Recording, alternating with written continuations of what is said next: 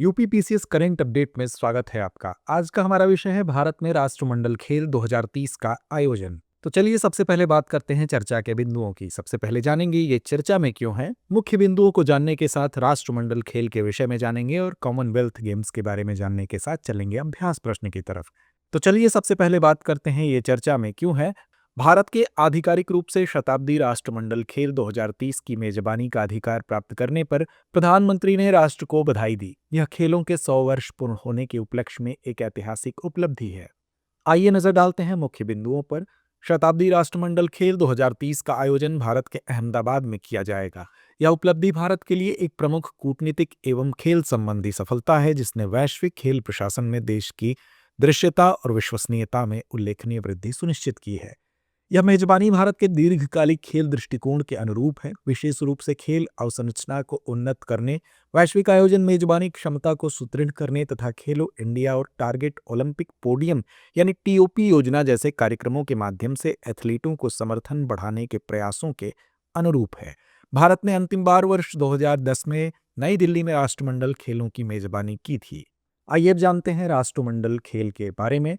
राष्ट्रमंडल खेल, जिन्हें कॉमनवेल्थ गेम्स भी कहा जाता है, एक अंतर्राष्ट्रीय बहु खेल आयोजन है जो प्रत्येक 4 वर्ष में आयोजित होता है, जिसमें सभी 56 राष्ट्रमंडल देशों के एथलीट भाग लेते हैं। यह पहली बार वर्ष 1930 में हैमिल्टन, कनाडा में ब्रिटिश एम्पायर गेम्स के रूप में आयोजित किया गया था।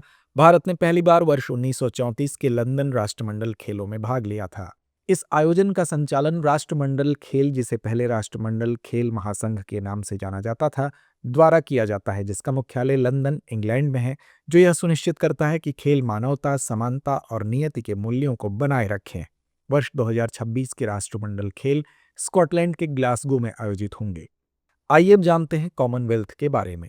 यह 56 स्वतंत्र और समान देशों का एक स्वैच्छिक संगठन है जो लगभग 2.7 अरब की जनसंख्या का प्रतिनिधित्व करता है तथा विकास, लोकतंत्र और शांति के साझा लक्ष्यों पर आधारित है। इंपीरियल कॉन्फ्रेंस 1926 यूनाइटेड किंगडम और डोमिनियन ने ब्रिटिश साम्राज्य के भीतर समान सदस्य होने पर सहमति व्यक्त की, जिसमें वे सम्राट के प्रति निष्ठा रखते हुए भी स्वायत्तता बनाए रखते थे। लंदन घोषणा 1949 आधुनिक राष्ट्रमंडल राष्ट्रों की स्थापना की गई, जिसमें गणराज्यों और गैर ब्रिटिश राजतंत्रों को शामिल होने की अनुमति दी गई। सदस्यता, इसमें 56 स्वतंत्र देश शामिल हैं, जिनमें से अधिकांश पूर्व में ब्रिटिश उपनिवेश थे। गैबॉन और टोगो वर्ष 2022 में इसमें शामिल हुए। तो आइए अंत में नोट करते हैं आज का अभ्यास प्रश्न। शताब्दी राष्ट्रमंडल खेल 2030 का आयोजन किस भारतीय शहर में किया जाएगा? विकल्प आपके सामने हैं। विकल्प ए दिल्ली, विकल्प बी मुंबई, विकल्प सी अहमदाबाद या विकल्प डी बेंगलोर। तो इस प्रश्न का जवाब कमेंट बॉक्स में देना ना भूलिए। धन्यवाद। अब एग्जाम की तैयारी को और बेहतर करने के लिए हमारे चैनल को लाइक, शेयर और सब्सक्राइब करना ना भूलें।